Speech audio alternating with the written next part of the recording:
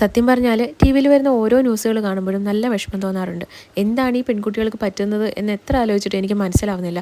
ഈ സ്ത്രീധനമാണെങ്കിലും സ്ത്രീധന പീഡനമാണെങ്കിലും നമ്മൾ വിചാരിച്ചെങ്കിൽ മാത്രമേ ഇതൊക്കെ നടക്കുള്ളൂ. എൻ്റെ വീഡിയോസ് കൂടുതൽ കാണുന്നതും പെൺകുട്ടികളാണ് എന്നുള്ളൊരു വിശ്വാസം എനിക്കുണ്ട്.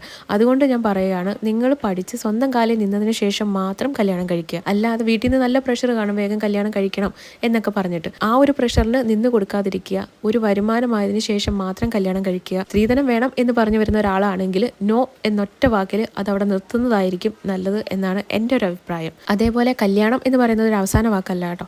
നിങ്ങൾക്ക് ചിന്തിക്കാനോ അല്ലെങ്കിൽ നിങ്ങളെ സപ്പോർട്ട് ചെയ്യുന്ന ഒരു പാർട്ണറെ മാത്രം കണ്ടുപിടിക്കുക. അതാണ് ഏറ്റവും ബെറ്റർ ഓപ്ഷൻ. അതേപോലെ ഈ ആത്മഹത്യ എന്ന് പറയുന്നത് ഒരു അവസാന വാക്കല്ല കേട്ടോ.